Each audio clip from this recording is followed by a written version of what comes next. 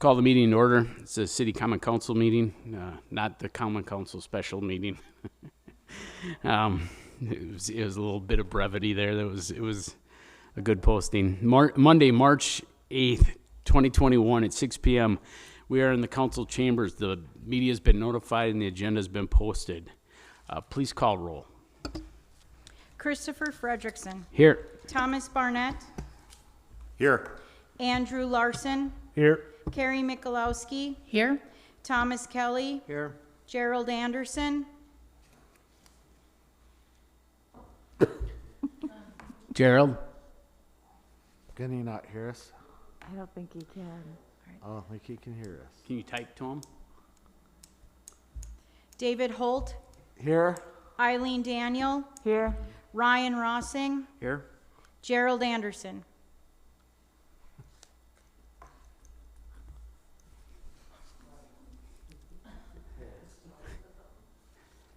Gerald.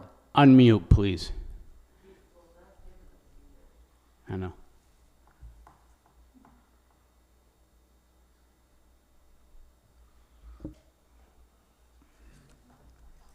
There's something on our end. Your name was called for roll, Gerald. Do it again. Gerald Anderson. Yeah. All right. All right. Please rise.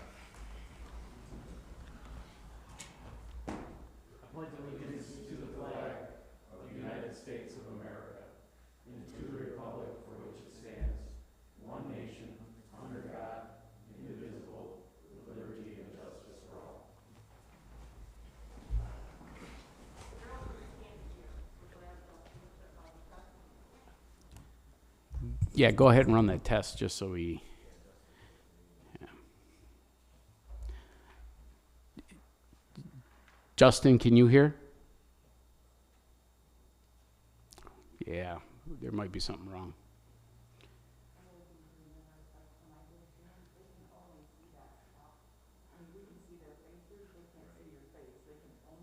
Right. You can hear now? Yes, Okay. Justin, you can hear? I can hear. Okay, thank you. Good, moving on. Public comments is received by the mayor or the city clerk or common council members. Has anybody received any public comments?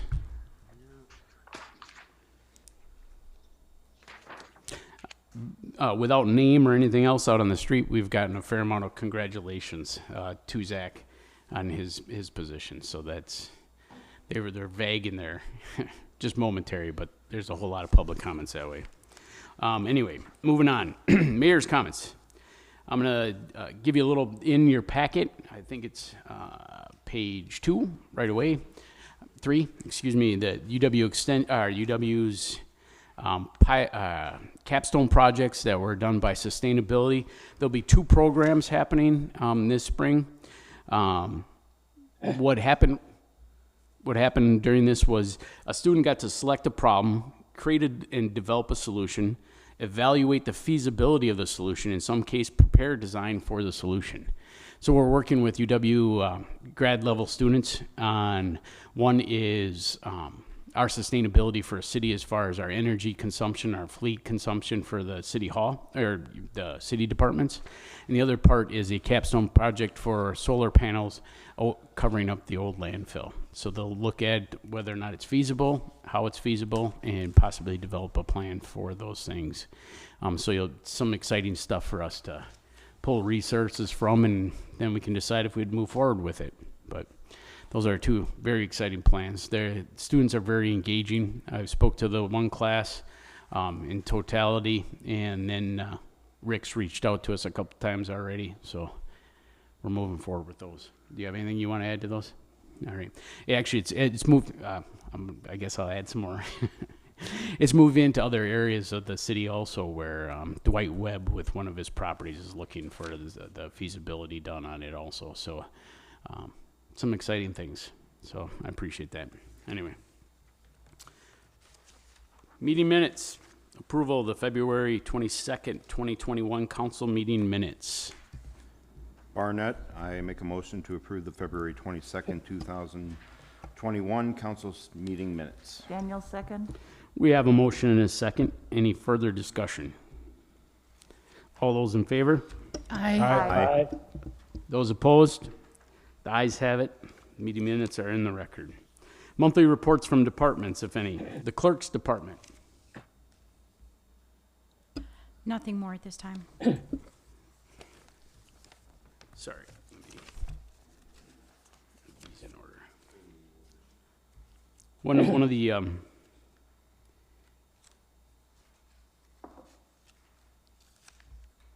one of the parts of the department meeting, department head, reports that I'd like to point out is, as council, we should look at these with the idea of what as policy we can make more efficient. So I might point out on some of these minutes so that we understand now moving forward with policy making, how do we take information from our department heads and move it forward with policy. EMS and fire department.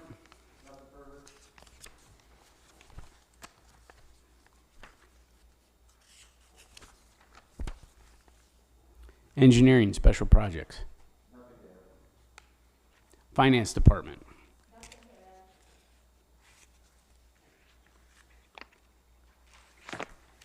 One of the things that I also wanted to take a moment to do is use this to inform the public. In the finance department, as they talk about utility bills and the online pay and even the closing of our city hall to the general public, is how more efficient we can be with those things. So drawing attention that there's those opportunities for water utility payments on their homepage to be able to pay bills online. We've talked about that in the past, and we talked about how to move those efficiencies forward. So we'll use some of that also. Fleet division. Golf course. Human resources. Anything to add? All right, in hers, the top 4 sections of the, and I highlighted them, material is showing the value of a human resources department and what we're getting. Substantially, this was taken up by our administrator and myself and our department head staff that now starts to move out, and we instituted some policies that already made it to my pace, so they're already shareable, and that's some really, really neat things that are happening quickly. So I wanted to applaud that. Inspections. Legal counsel. Nothing to add, Oh, man. unless you have questions. Nope. No questions. Museum complex. Parks, buildings, grounds division. All right. Actually, I had a question for you real quick too. In your packet, the pickleball group is looking to raise money for a windbreak to go on the fencing in the new pavilion. Is it visible to see through the fence? Because one of the objectives of having pickleball to the front, or when we did parks plans, was to put things where they were appropriate so we could see into the park and do whatever. They went with the higher fence, and I'm sure it's to keep leaves out, but now if they were going to weave in a windbreak on that fencing, what does that do for the visibility of the park? Have you seen any concepts or anything of that nature? Yes, step to the mic, sorry. And there's no mic up there? Yeah, there is. All right. The high school has one that's similar to the kind they're looking at. It's the mesh type of material that sits from the top and it goes all the way down to the bottom. And then you can roll it up on the sides if need be. And it is semi-transparent. It will be, they're looking at one greenish in color. So it'll be a little darker, but probably better looking than the fence is right now, in my opinion. But that's Okay. just what the group's up to. Yeah, I know that was a consideration the first time around, was how high that fence was, because it would block the view of the train museum and some of those other parts or amenities to the park. So adding to them might be of a concern, just so we're aware. All right, I'll pass it along. Thank you.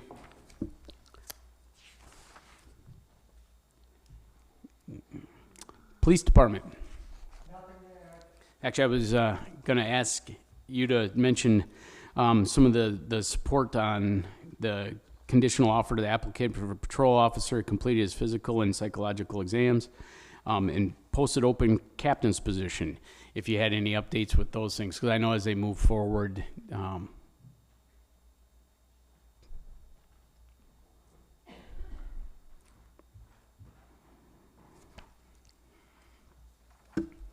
As we go through a hiring process, there's certain procedures that we have to go through, state mandated, and then we have an employee that we have a conditional offer that we're working through.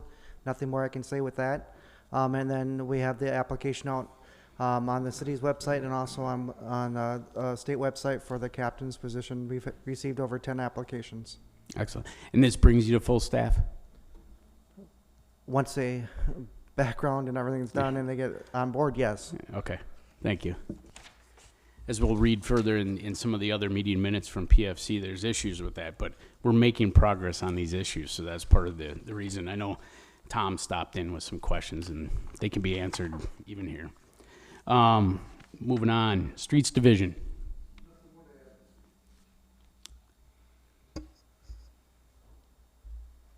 Technology Division.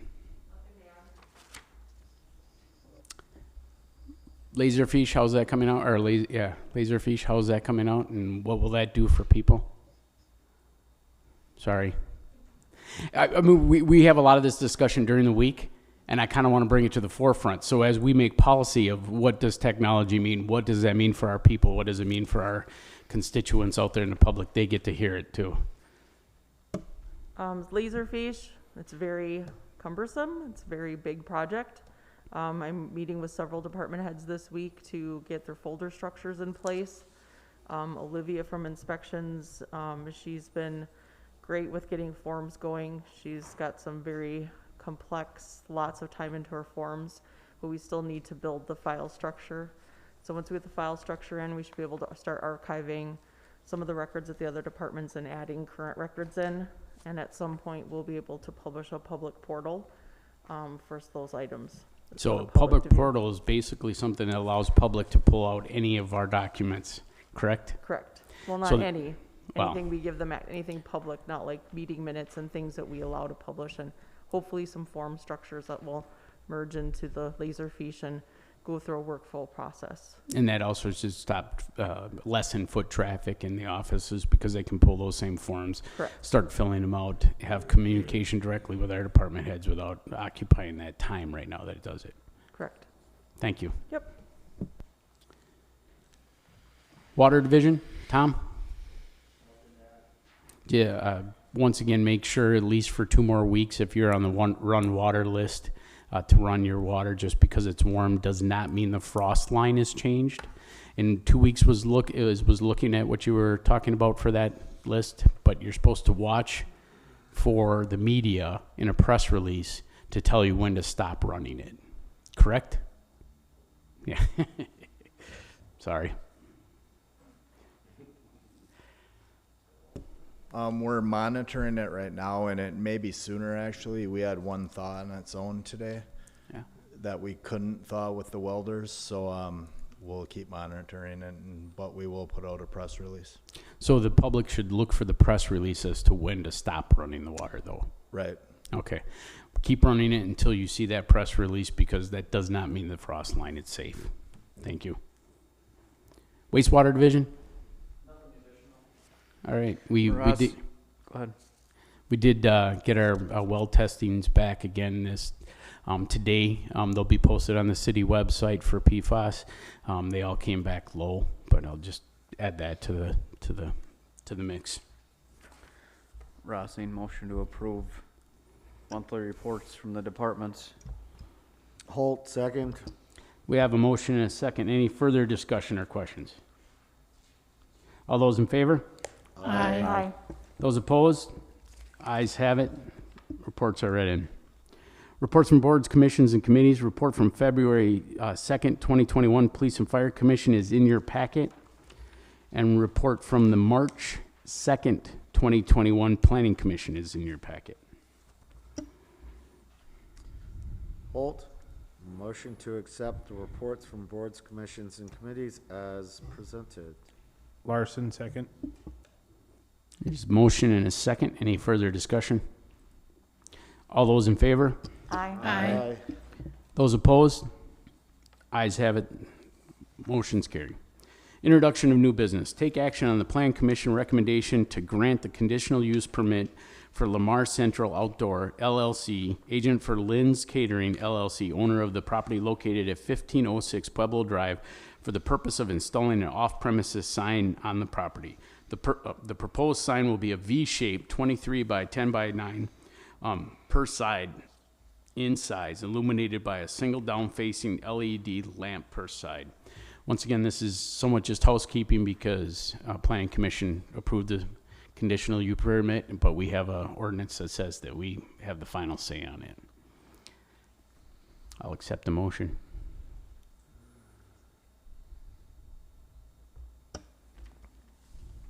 Motion to accept the Planning Commission's recommendation to grant a conditional use permit for Lamar Central Outdoor LLC, agent for Lynn's Catering LLC, owner of property located at 1506 Pueblo Drive, for the purposes of installing an off-premise sign on the property. The proposed sign will be a V-shaped 23 feet by 10 feet 9 inches per side in size, illuminated by a single down-facing LED lamp per side. Larson, second. I got a question. There's a motion and a second, yeah. Somebody that was there that maybe looked at some of the plans and stuff, I'm just curious about where, in relation to the building itself, I mean, I know where Pueblo Drive is, so, is this a brand new sign? And, you know, how close to, I guess, Lincoln Street, or excuse me, Stevens Street? I mean, how can you, Want me to speak? Yes, please. Okay. Ryan doesn't wait for me to call on him, so I'll just look at it. It'll be good. This, sorry, Mayor? I think you're actually here today. Do you Yeah. want him to explain it? Yeah, go ahead. Would you like to get up and speak?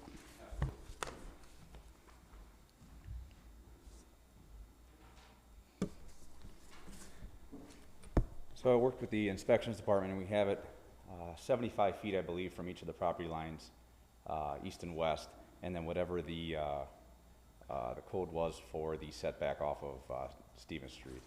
So I don't know if that's 5 feet off of the, I think it's gonna be 5 feet off of whatever the setback is.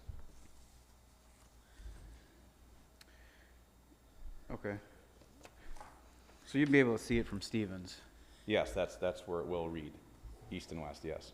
And you stated at the Planning Commission that the sign is very similar to the one by the RIA. It is, yes. Yeah, go ahead, Tom.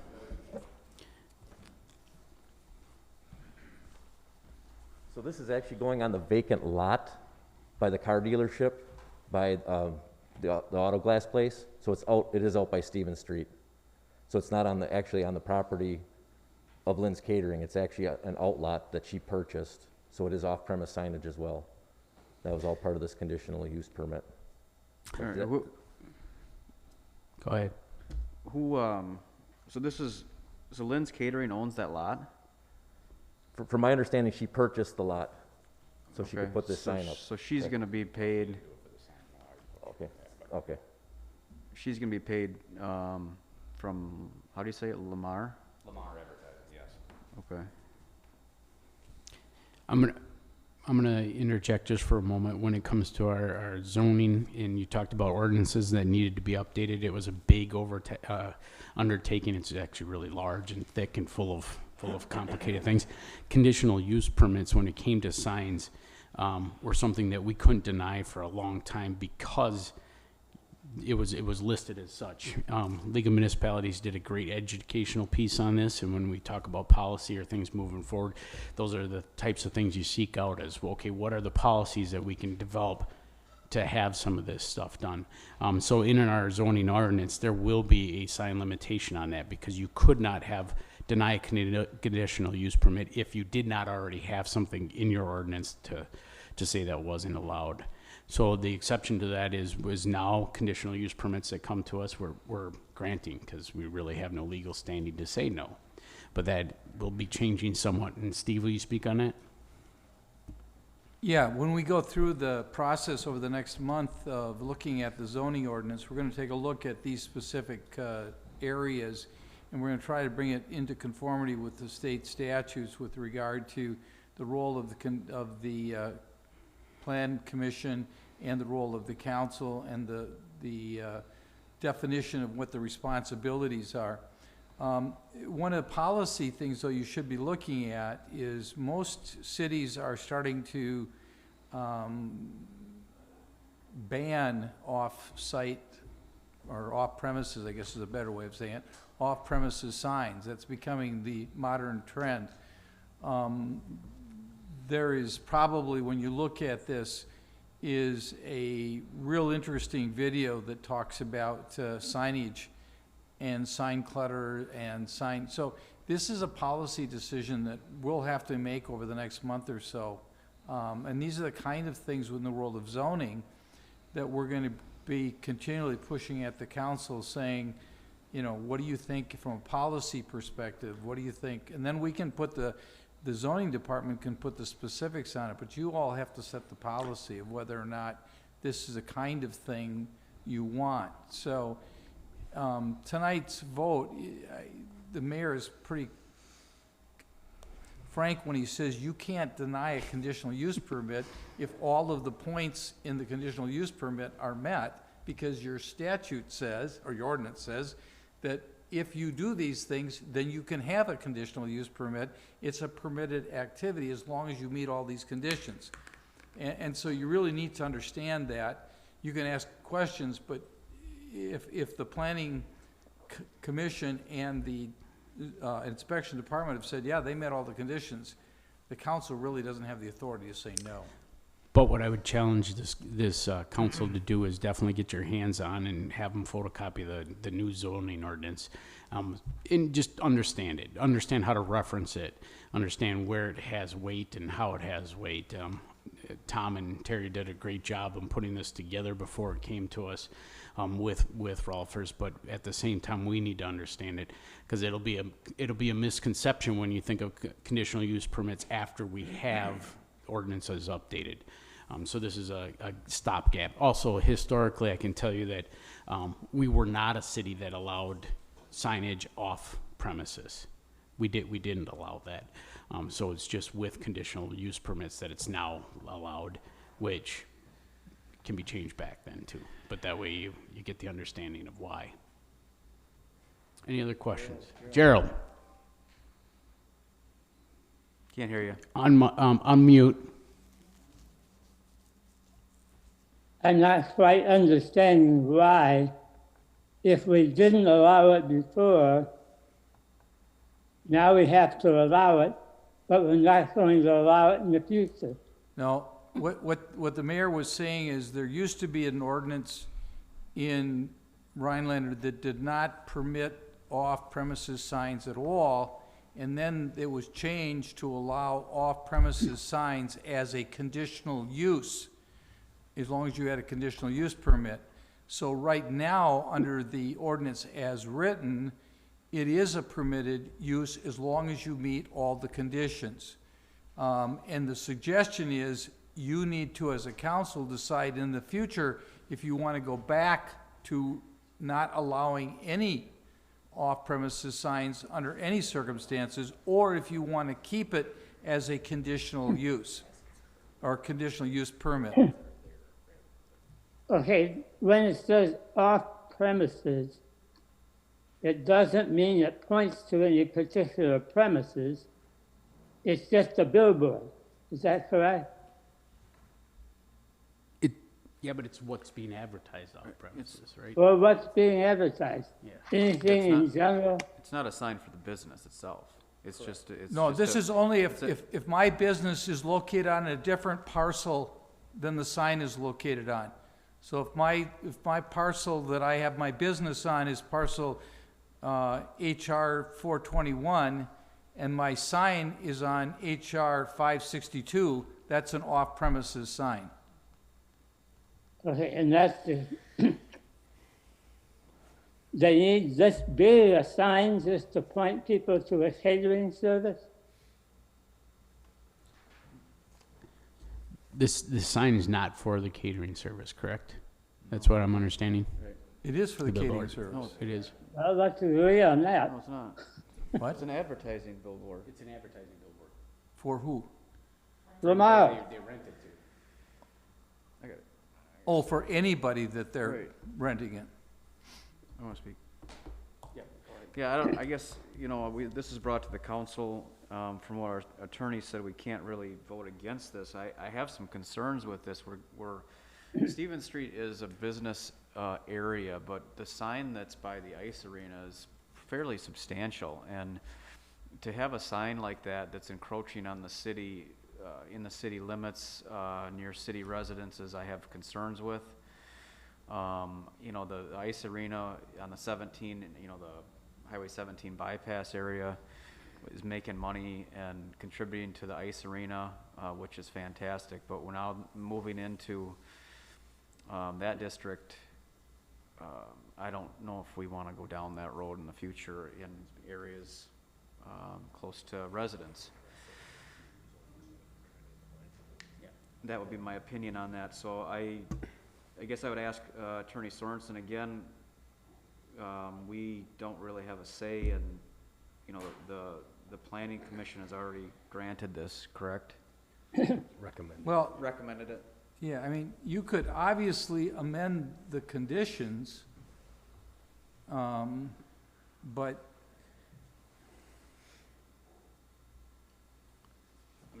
with our ordinance in the state, the ordinance the way it reads, if the sign company meets all the criteria in our ordinance, then we really can't deny it. Yeah, we can't deny it if they meet all the criteria. It'd be like if we have a conditional use permit that says you can have I'm trying to think of a good use of a conditional use permit.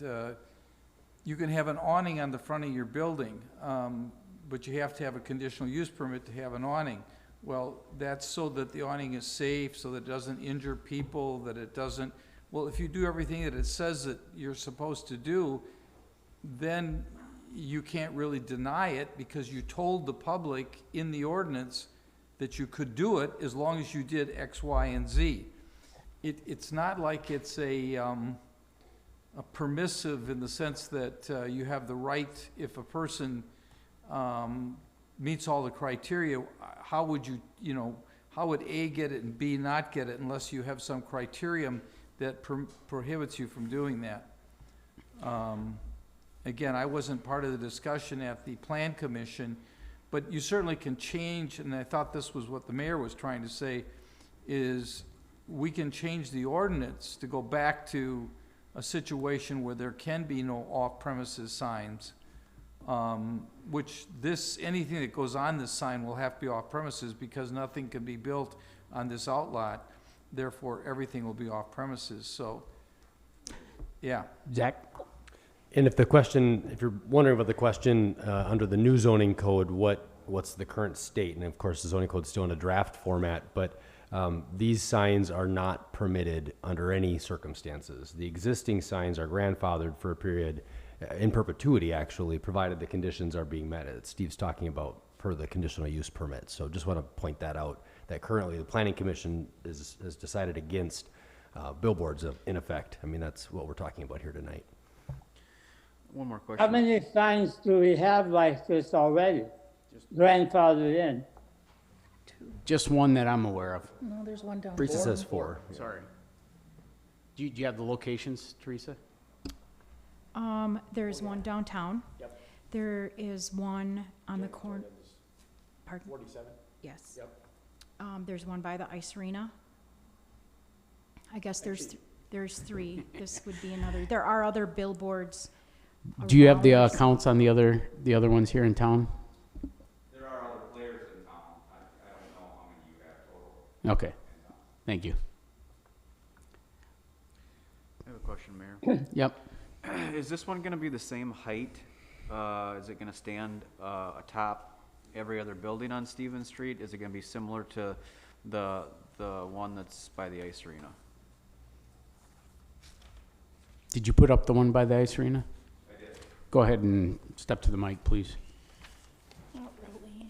I mean, They're talking about dimensions, the height, whether or not it reaches above the business's It front. won't. The idea is to keep it in line with the rest of them there. So I guess off the top of my head, I'm figuring that to be 5 foot shorter than the ice arena overall. Okay. Does that answer? Yeah, I just, It won't be towering over the buildings, I guess, to. yeah, that was my main Okay. concern and question, I guess. Okay. Tom. One more question. Tom raised his hand, and then I'll get to Gerald. I just looked at a picture that Carrie shared with me of where the billboard would go, on Stevens Street, and that's all business there anyway. There's no houses or anything anywhere near there. So you said it's not gonna be towering over the buildings but how high up is it, like to the top? The top would be. Yeah. There you go. Cause I could see something that was like, towering way above the other buildings on Yeah. Stevens Street as kind of an eyesore, but. Yeah, and I'll have you step up to the microphone again, just so that it's on the record and people can hear, because Gerald's on. Anything that's spoken into the microphone goes out to the world, otherwise it doesn't. Permanent record? Thanks. Okay, so we have it as a 35 foot overall. Okay. So yeah, nothing that's gonna be like looming over. No. Okay. All right. Gerald? Well, at one point here it says it's illuminated by a single down-facing LED light per side. But then it says it's similar to the sign at the ice arena. Now, the one I'm thinking of at ice arena and downtown and out at 8 and 47 are electronic signs that keep changing all the time. Is that what this is, or is this a traditional billboard?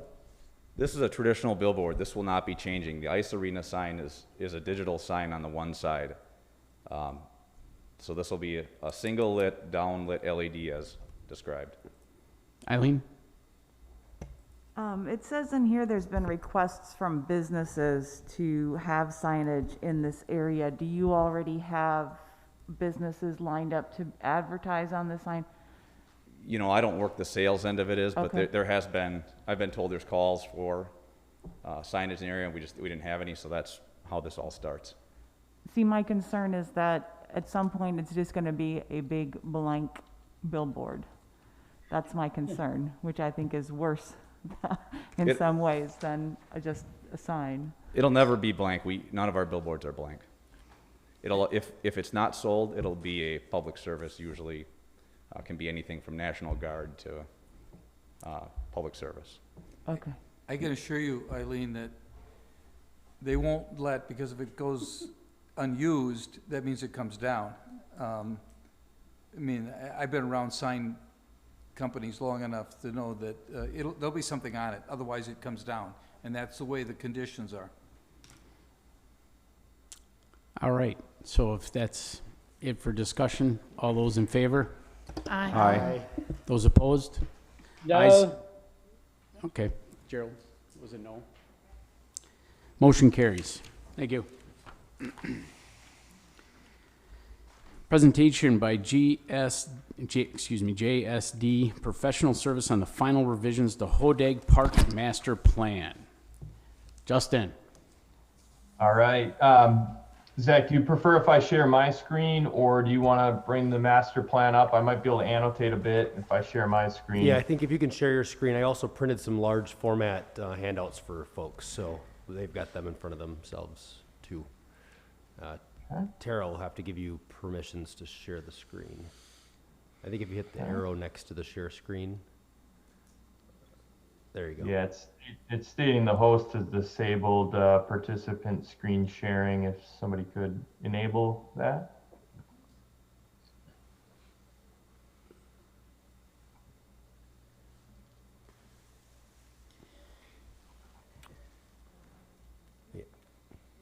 Okay, Justin, are you able to share? looks like that works. There we go. And if you could kill the, oh, perfect. Great. Is everybody able to see Yes, we can. screen share? All right.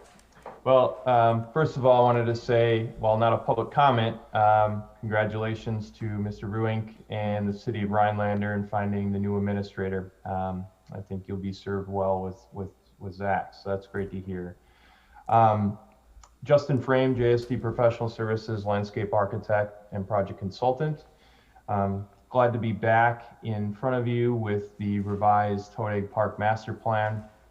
The last time we had presented this was August of 2020, so just this past end of summer. And the current plan is consistent with the original plan and its construct.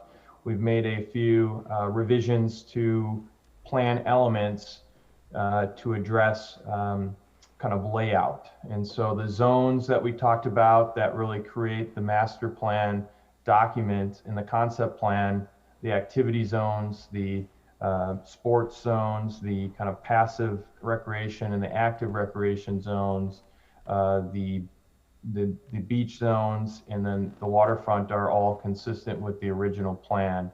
I will touch on a number of items that we had revised here as of late, with the intent that the revisions to the master plan will both affect the cost estimate, perhaps the phasing plan, but the phasing plan with those zones largely remains consistent, but will affect the estimate and ultimately will be populated in the overall draft documentation for the master plan, which is the 8.5 by 11 document, which is about 30 pages that we had presented at our last two plan commission meetings.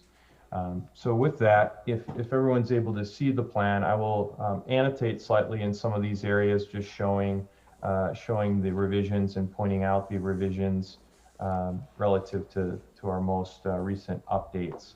I'll start from kind of the west end of the park and move east. The baseball fields have largely stayed the same. We really haven't made many changes on this end of the park, with the exception that we've removed the skate park that was shown kind of in the kind of southwest corner.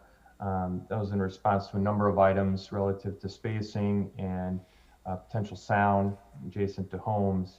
That element has been removed. That element can always be added back, perhaps in another location in the park, but at this time we have just gone ahead and removed that element completely from the plan. Moving into kind of the existing Little League fields, currently there is a somewhat recent and newer existing bathrooms and concessions building, which has been reflected on plan to be preserved and protected in any future improvements. So additional parking that we had discussed for service of these areas, both kind of overlapping the baseball complex and the future active and passive recreation zones, have reflected the layout to preserve and protect the concession and bathroom buildings serving Little League currently. So that has been updated on the master plan itself. Access has largely remained the same as the previous plan. I will talk about Hodag Beach Drive and a couple of the changes we made to that element in a moment. The major elements of the spray park or splash pad, they're somewhat interchangeable in the master plan document. The playground facilities, the improvement to the actual play structures that are noted in the master plan document, and then the pavilion, which is serving additional concessions, additional bathrooms, additional storage for events, have all been adjusted slightly in response to a couple of elements, one being potential shoreline issues and shoreline zoning issues of being within 75 feet of the ordinary high water mark. So those have been brought back outside of that structure setback. And additionally, soils that, based on the water ski building and storage component to that location, are of known poor soil, poor underlying soils that would be contributing to additional costs for some of these structural elements in the future. So those have been pulled into the open space away from the shoreline, in addition to maintaining the path network that runs along Boom Lake and along the shoreline. The additional docks and canoe launches have been preserved in tandem with the mooring buoys. That was an element that we heard was of great value to bring people to the park, and so the multiple locations for boat docking and slips have been preserved along the shoreline per the previous plan.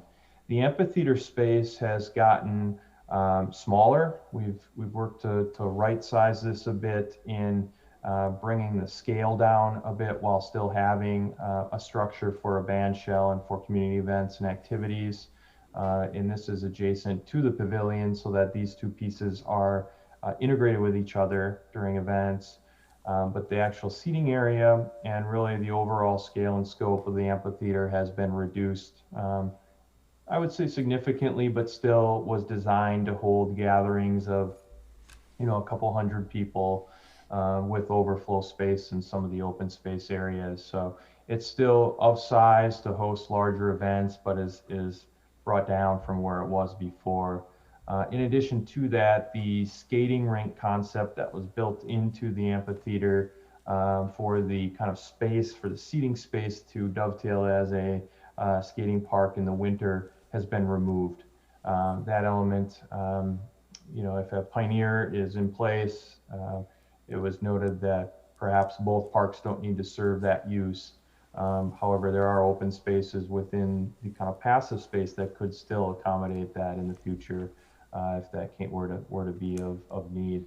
So in general, structures have been pulled away from the shoreline. The amphitheater has been reduced. The seating is still oriented so that during events at the amphitheater, you would have the backdrop of the lake. You still maintain bike and pet access in the rear of the amphitheater structure or band shell with seating kind of built into the existing grade that kind of extends south into the park. The access for Hodag Beach Drive, we've maintained with additional parking along Hodag Beach Drive with art fair, flea market space. The master plan document notes that ideally there would be electrical service to these locations for these events, and has a two-way access drive component with head-in parking to serve direct access to those kind of vendor booths, art fair in the park, activities that could be hosted with that configuration. We have maintained kind of the reciprocal of Hodag Beach Drive, which is the southern access to Thayer Street. This was initially removed in our master plan, and it was removed to create more of a passive open space or arboretum, which would kind of extend from west to east and provide for more passive opportunities for path networks and potential vegetation placement, more of kind of a passive use than the very active use, which is on the north side adjacent to the lake. We have removed some of the pathing networks as they're now kind of in conflict with keeping the Hodag Beach secondary drive in place. I think that's an element that could be further refined for that space. Right now, there's, as you know, a number of tennis courts that may or may not be preserved in their condition for future use, and so that presents kind of a nice flexible opportunity for that space. But right now, we've elected to keep Hodag Beach Drive in place that kind of bisects that space. Eliminating the Christmas lights loop per se, while still accommodating the electrical service for those displays and access through the park for those displays, both pedestrian. The other elements that we had factored would be a connection for those to the future use of additional parking on the east end of the park, serving potential venue space for the historical building adjacent to the beach, expanding the beach access and and size, and then also maintaining an opportunity for event space, exterior event space adjacent to the current structure in hosting, weddings, hosting outdoor gatherings, and having some additional flex space that would be outside of perhaps the more active space in the central core of the park. This space would be an additional flex space for revenue generation. Again, private rentals, some of those elements that would have their own space on the east end of the park, and is a little bit more private with some of the vegetation and open space isolated to that area. Those were really the major revisions and updates to the master plan. Everything else that is shown on the plan is more or less consistent with the previous version. We are, as I mentioned, updating our cost estimates, and the current revisions would relate to a reduction in cost for the overall kind of phasing plan and components of the park, both for those components and in aggregate, or in totality for the park's overall perhaps budget. And that was a function of reducing the amphitheater size and reducing some of the structure sizes, and also with notion that more suitable soils will be found in areas kind of more central to the park versus the shoreline. The master plan document itself was fairly refined as a final draft in our last iteration, and certainly we could bring forward any additional public comment this evening, or if there are organizations who want to weigh in on the previous version of the document in preparing a final revision to the master plan document for city and stakeholder review. That completes my intention of updating the revisions, and with that, I'll open it up to any staff or public comments on the revised plan that anybody may have. Eileen? I'm wondering, with the building season coming up, what is a feasible place to start with these renovations? Can we see, I mean, if we were to get this approved by, say, end of April, something like the amphitheater, could that go in before other stuff is done, or is there a timeline of which structures have to go in before others? I'm going to allow Zach to speak on this real quickly. Yeah, excuse me, Justin was referring to the phasing plan, which is an accompanying document to this, along with all the costing that they have basically on the scale of the project as it stands. To answer your question in brief, you can really start anywhere. I mean, if you're going to put in some of the infrastructure for the amphitheater, it'll serve the other areas. So it's really a question of sizing. If you anticipate doing like the pavilion adjacent to the amphitheater, if we wanted to accomplish that, do we put in electrical infrastructure, water, that type of stuff? So I think you're on to kind of the great question, right? And that's implementation. Is there going to be implementation, and what is it going to take? So we'll share the full plan set with you, the attachments. Actually, he's got the phasing pulled up right now. And Justin, I don't know if you wanted to weigh in any further on the question. You were part of the conceptualizing the phasing. Maybe you want to speak to that a little further. Sure. No, I think it's a great question, and certainly the phasing provides a great opportunity to set a prioritization based on, I think, need and preference of the community, and then also funding availability. In our initial kind of discussions, we did, as Zach has just mentioned, we went through kind of an infrastructure review relative to electrical and relative to utilities and relative to soils and grading, relative to things like path networks, so establishing the pedestrian connectivity for the overall park, and then starting to build in those pieces is a very plausible approach. Now, that's not to say that any one of these elements of funding became available and it were approved, that they could not be done perhaps ahead of one of those phases, but kind of creating the groundwork for those improvements with things like infrastructure and things like grading and pathing and perhaps parking during those events, so that when those come online, they've really been addressed to handle those elements prior to having them, be active.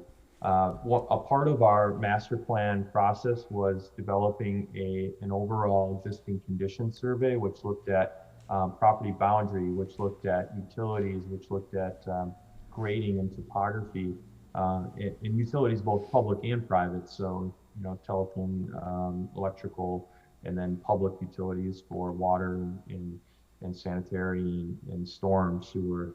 So that really creates a nice groundwork for where the park is currently, and is a working document, a digital survey that can then be harnessed for any future improvements based on whatever phasing is priority.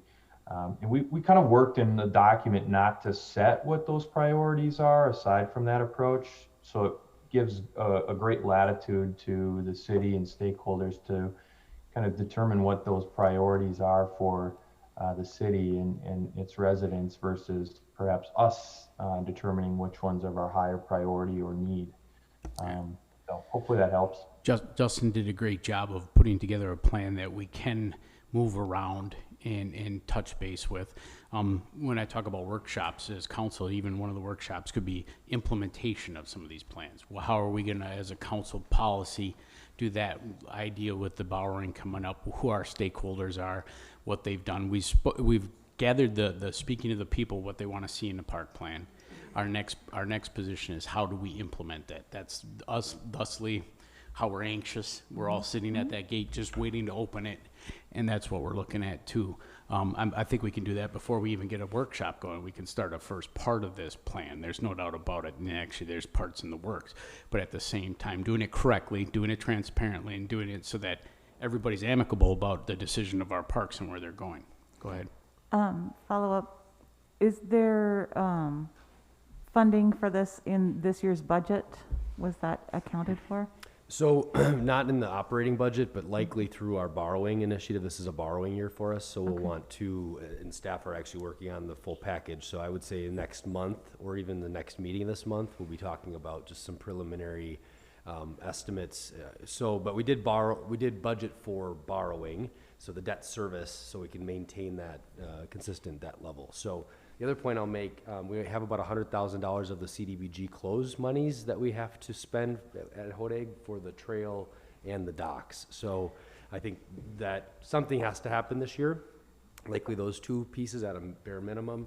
And as I've proposed to some of the community stakeholders of the foundation, namely, that we think about leveraging that experience so we can get one contractor perhaps to oversee it all. And so if it is the amphitheater, that would be fit really well together. And there's great tools for partnerships, and when those tools for partnerships come out and make more sense and they make more fiscal sense to get things done, whether it be a matching grant, they put out a grant and challenge the community to match it, that we can get more done in totality. We'll look for those avenues and put the best product we can in front of you. David? Thank you. When thinking about the sequencing of when to do what, I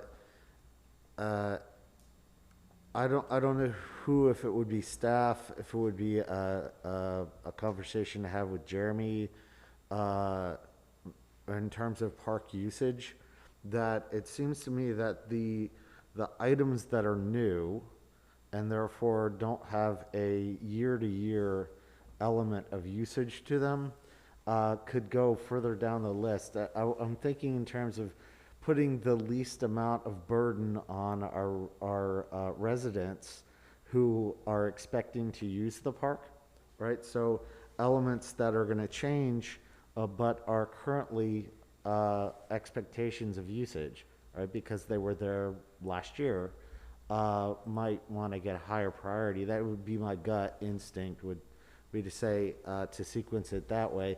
I don't know if that is, if that's data that Jeremy with the Parks Department keeps track of, if that's something that we could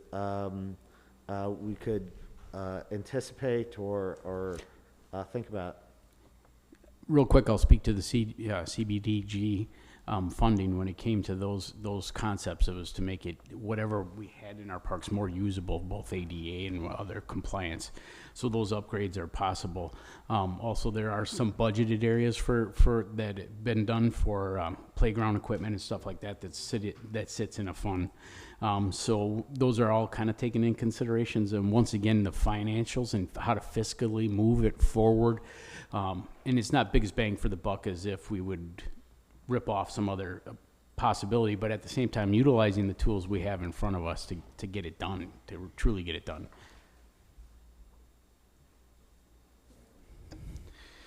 Justin, the Hodag Beach expansion area, I was just curious, the size that it is in this plan, what's the size of the expansion, frontage-wise from what it used to be? Do you have that information? I can confirm that, but I know it was last time we had discussed that, we kind of had two expansion areas. We had access to, dock access for the beach, and then I believe it was about 30% add for the actual frontage.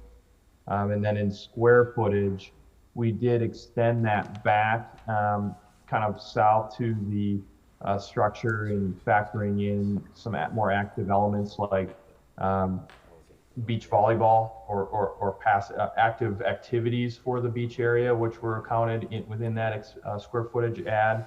But I don't have the exact square footage offhand, but I could follow up with that in confirmation. Okay, the trees and the shrubs or whatever that are on the east side, that's stuff that, obviously this is a kind of a breathing document. As we kind of discussed, we can change some things, but I was just curious what the footage, the square, or not the square footage, but the frontage, how much bigger that is, because I think having a sand area for people to kind of spread out a little bit more is something that would be attractive for the park. So if you have that information, that would be beneficial. Yeah, I can certainly track that down. And one of the elements we were a bit sensitive to was the elements between B and the beach area and G, which is kind of the outdoor passive recreation, would be to have compatible uses. So having separation between that public outdoor space. If someone's having a wedding on Saturday, are folks still able to use the beach for multiple revenue generators? And that's where some of that tree and vegetation that we're suggesting and separating those uses would come into play. So I think we all heard that the beach was a very popular component of the park and could be expanded upon in tandem with the, while limited, historic structure improvements to be able to provide for a compatible use for both the public gathering and the beach area. Okay. Yeah, I appreciate your work on this. I'm excited about this document being approved and passed, and I know that people in Rhinelander are excited. I don't want another plan to sit around for 10 or 20 years without us doing anything, so I'm excited about moving forward. So thanks for your work. Thank you. Wait, Carrie? I'm just curious, I see where the ski show jump would be, but it doesn't appear on here to have much seating for the ski show. I'm just wondering, would those be temporary bleachers, kind of like what we have now, or what's the plan for that? Yeah, one item we had that in discussion with over the progression of the document was, do we have additional formal seating, structured bleacher? That there's certainly more open space in this revision to accommodate for that. And then also we had talked about element E, or the amphitheater, providing additional kind of both kind of seating to be able to have shade and have space perhaps under the amphitheater that would look out over the ski show. And while not the most nearest in proximity, the amphitheater seating, which would be naturally transitioned and terraced into grade to provide opportunity to be able to see in and around the band shell, and the band shell being, not necessarily defined in its size and scale and structure. We were hopeful that the amphitheater seating could provide additional seating for the ski show as well, and then also providing additional open space if bleachers wanted to be set either permanently and or temporary for the season along the lake shore. We have additional space for that in this plan as well.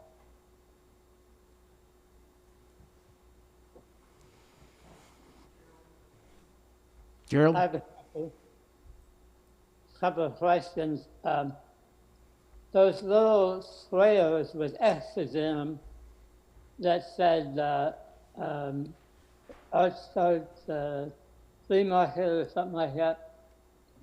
Is that what all of those little squares are? All that long L shape?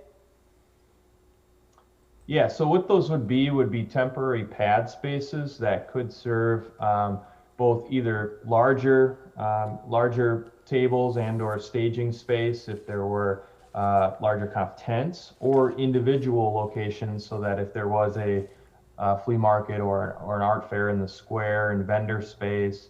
The intent being right now that grade really kind of transitions sharply and steeply down into the open space of the park off of the current access drive.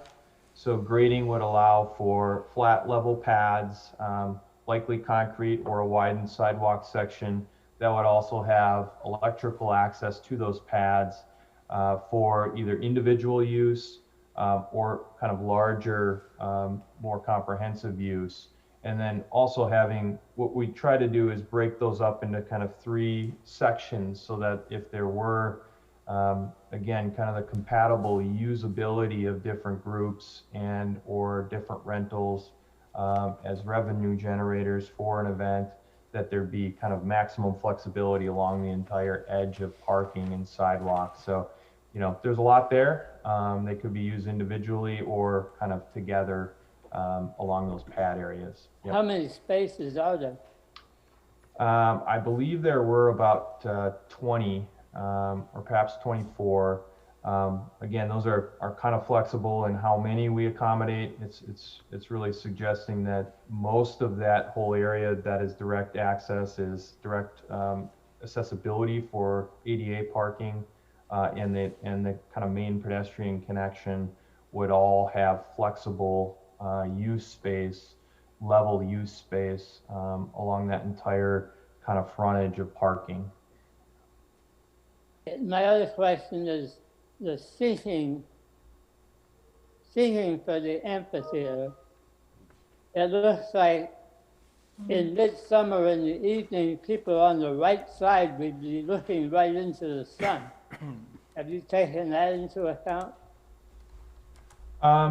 Yeah, north facing, you would have a portion that would have sun and a portion that wouldn't have sun, and really the spaces that we've designed that are usually the most successful have both active seating, so seating where folks who maybe aren't there for the event can come sit and do not have chairs and or their own accommodations, and then ample open space around those, which is more passive. So if you want to lay a blanket down and you don't want to be in the sun, you have spaces where you do have some shade. We've also oriented the concession in direct relationship to providing at least a portion of the seating area to be shaded via that concession stand and bathroom building. The orientation is set up such that it's directly facing west or due west. So we really looked at trying to just provide, structured seating, so either stone terracing, and then more passive seating for the open space, and then some that is open to the sun and some that is shaded, so that there's kind of all different combinations of seating, and the overflow component that if, say, there's a small band and folks are there to see that, and you have another park user who's there with their children and kind of want to stop in but want to be out at the edges and don't want to be right into the mix of things, they have those opportunities with the open space as well.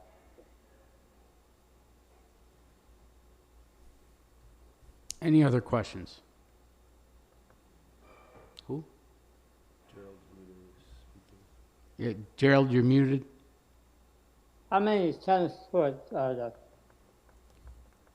What was that? Sorry, I didn't catch How the many last part. tennis courts are there? Tennis. How many tennis courts? 2. The existing tennis courts, I guess in this plan would be able to be left or resurfaced if that was of objective. And then we've also added a tennis court, which if I'm able to show here, one moment, right in this region as well, we have a tennis court down here that would be new. This was a carryover of the previous plan, whereas right now, if the tennis courts that are left in place, you could have multiple tennis courts for activity if that's a strong desire in this plan.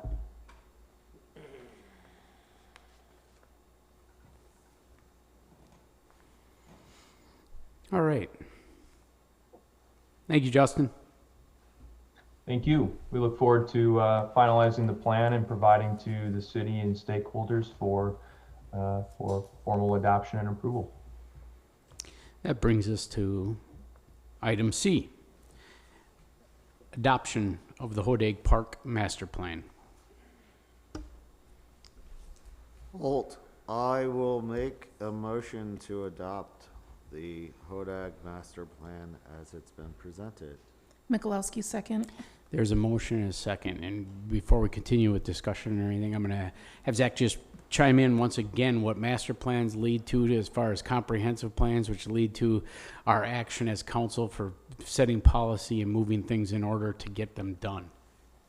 Yeah, obviously a plan is a plan. It's what we make of it, and I think from what's been done, all the effort and work that's been invested in this project really gives us some actionable items to pursue. And my understanding is the community is fairly excited about seeing some improvements here.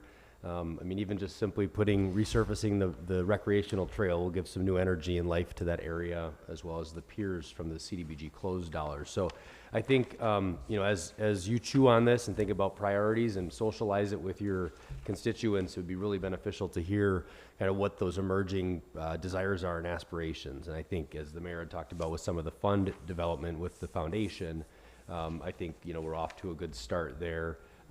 With hopefully a capital project or a goal or a fund to be able to get rolling. They have some resources already that have been accumulated over some time, so I think we'll easily have in total over $200,000 ready to go presently for improvements. So that's I think a great start. But again, it's a plan, it's a concept, it's what we like to see there. It doesn't have to all happen, at once. Certainly that we wouldn't have the resources to do so, but I think it gives us a great guide to move forward based upon the concept and the implementation plan as it's been proposed. Tom. So if we adopt this master plan, is the layout and all that set in stone? It's really a guide. I think there's some realities associated with some of these assumptions that I think Justin alluded to. Soil conditions, for example, DNR permitting, if we're working close enough to the shoreline, there's some concerns there that we have to pursue. So I think, the reality is that it doesn't have to all happen in this format in these exact spots, but generally these are the amenities and locations at which they're programmed. Yep. What we're doing right now is we're agreeing that this has been vetted by the community as a plan to move forward, that we are to learn how to implement and choose implementation representing them to get it done. So that's what we are doing physically today. Next, we'll be putting it as a part of our comprehensive plan and updating that. But this goes to the same idea of your ordinances and wanting to do those. There, we got a packet that we're doing right now. What does that mean? It means a lot. So it's putting those steps into action. Carrie? Is this revised version of this going to be on a website someplace where the community can look at this? I did upload, not this version today, but the most recent draft version is on the city's parks page. It's actually at the very bottom, but we'll probably put it on the administrator's page would be another good place for it too. Okay. But yeah, it is out there, and we'll make sure we get it on social media too. Yeah, definitely. Thank you. All those in favor? Aye. Those opposed? Ayes have it. We have a master plan. Yeehaw. Consider safety management policy from the shared ride compliance. What page is this? Thank you for the time this evening. Alrighty. I will accept the motion. This is some more housekeeping. I will make a motion to implement the safety management policy as set forth. Barnett, second. There's a motion and a second. Any discussion? All those in favor? Aye. Those opposed? Ayes have it, motion carries. Bills and claims in the amount of $3,938,221.03. Barnett, I will make a motion to accept the bills and claims in the amount of $3,938,221.03. Larson, second. There's a motion and a second. Any further discussion? Please call roll. Carrie Mikulowski. Aye. David Holt. Aye. Eileen Daniel. Aye. Ryan Rossing. Aye. Gerald Anderson.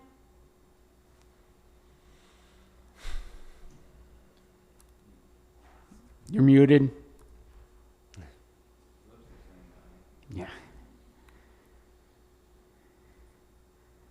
Aye. Thomas Barnett. Aye. Andrew Larson. Aye. Thomas Kelly. Aye. Ayes have it, motion carries. Consider the approval of a contract for digester cleaning services, and Jim is available if you have questions. Both of the two proposals we received were shared with you via email last week, separate from the packet, since we didn't have, city staff didn't have the time to review them before our getting out the packet earlier this time. And I will say the lowest qualifying bid was Bytec, Jim, BYTEC, and the total amount was $26,950. And Jim, this was a budgeted, an item of consideration during the annual budget process. And I don't know if there's anything else you want to add, but it's a fairly routine service, and we'll have to accept their proposal and go through the permitting process, I think, with DNR to the extent that that's necessary. I will make a motion to consider the approval of a contract for digester cleaning services. Holt, I will second that approval of a contract for digester cleaning services. Since there's a dollar amount on this, I'll ask for roll to be called, but is there any other discussion first? Eileen? I'm just wondering how often this is done.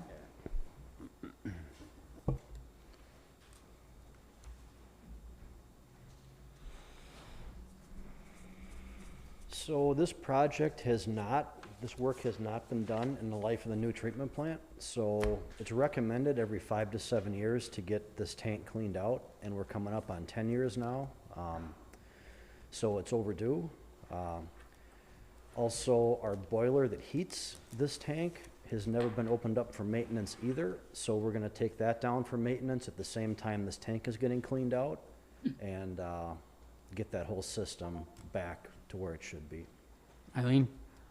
And will this interfere with any of the plant's operations, and for how long? It will. We're expecting, seeing as we haven't done this yet, this is all new ground for us, but in talking with the contractor, both contractors that bid on this project, they thought between 3 and 5 days to complete the work. And that is about how long the boiler people will need to get their work done, is 4 to 5 days. Tom? Yeah, when I went on the tour, you had mentioned that those digesters, and they're these huge mountain. Yeah, they're things. 170,000 gallon tanks. Yeah, and that they should have been serviced years and years ago, and they weren't. And it's important that to the operations of everything It is. that goes on there, that these- these be in working condition. These tanks are both heated and mixed, Yeah. and as material builds up in the cone-shaped bottom of these tanks, it can interfere with the mixer. And if that mixture can't mix the tank, that would cause us a lot of operational problems. Right, so not getting this done is just unacceptable. It's and, time to yeah, get this work completed. Yeah, okay. All right, I'm gonna give you one more shot at this. Confidence level on 1 to 10, once this gets fixed, how will you feel about it?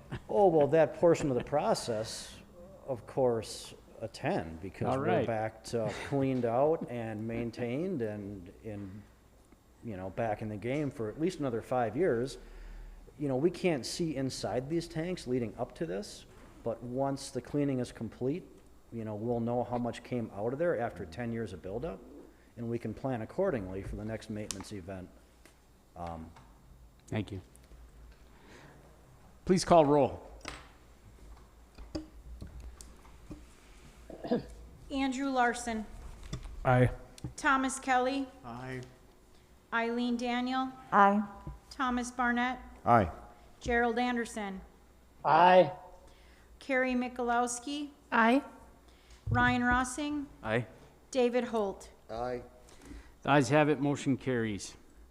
Discussion of the Downtown Works Revolving Loan Fund. I'm gonna let Zach speak on this.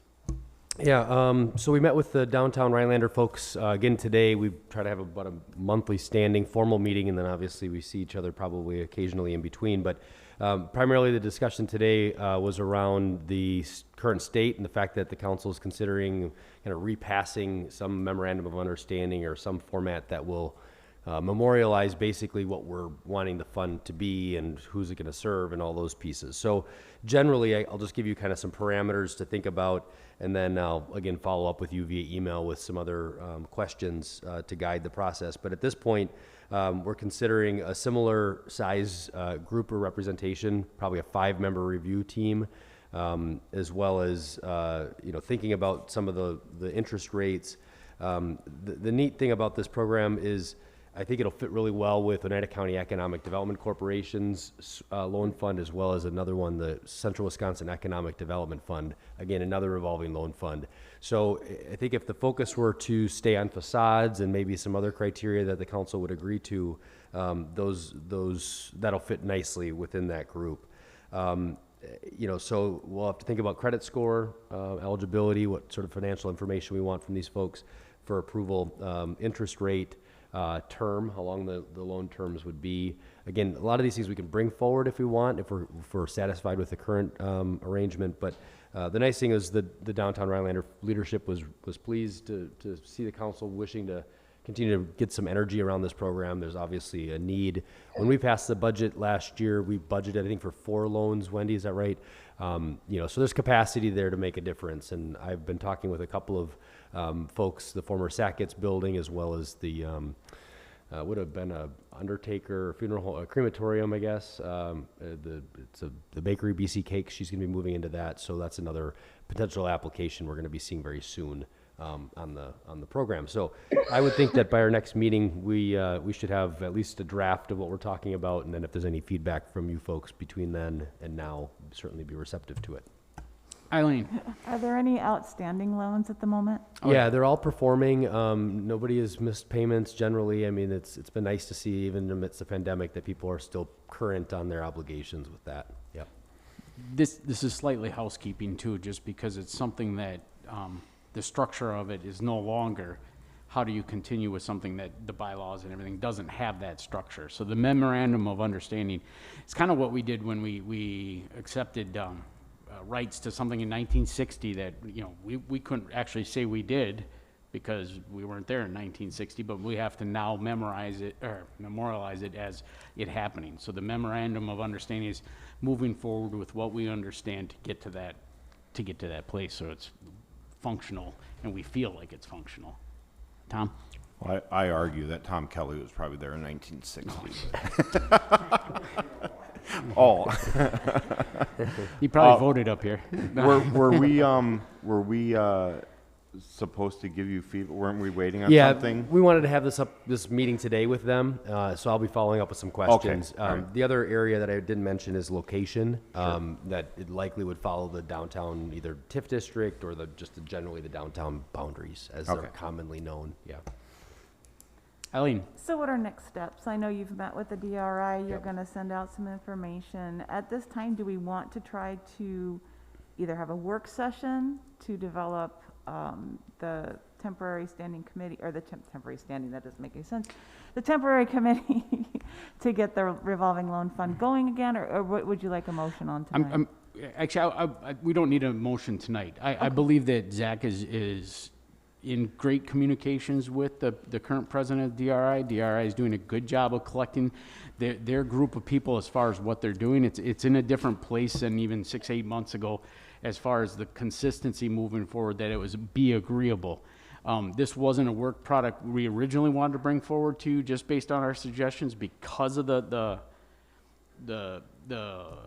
fluctuation in opinions on it, we'll call it. But at the same time, I think at this point we have some really consistent conversations happening. Steve's almost there. You're there for every meeting almost. Yes. Yeah, because we have them on Monday afternoons. So it's in a good spot. You know, you can wait till he brings work product forward, and we can, at that point, if there's something in it you really don't like, I'd hope you'd talk to him beforehand. But at the same time, right now, I think we're set.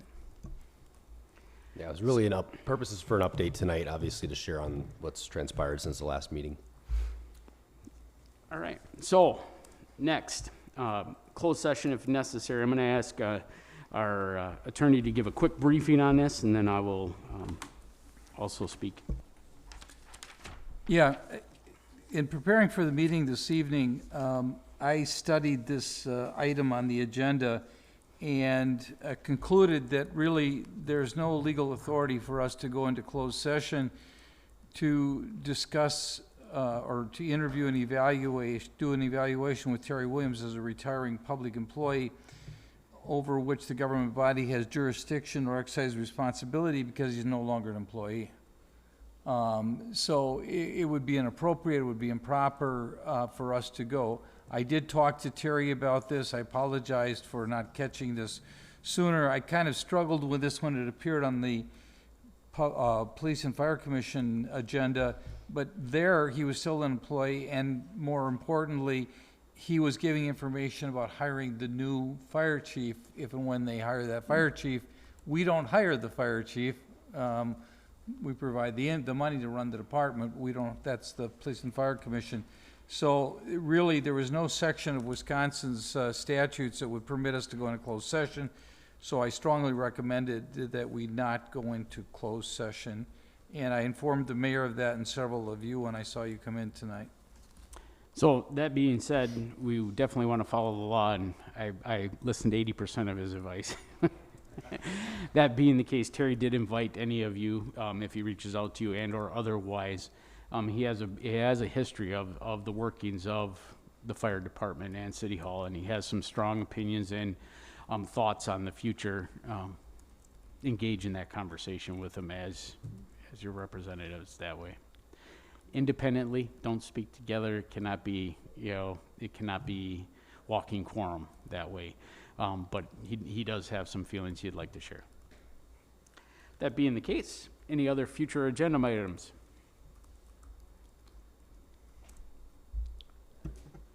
Sorry. Can I just make a comment? I really like that on here, there's a couple of items that have a date after them so that we kind of know when they're coming up. I'd really love to see more of these items that have a date on them so that we know when to anticipate them showing up. The course of being a mayor, and I will address this real quick, holding accountability to the factors of which I don't even have time to get the work product done as the acting administrator.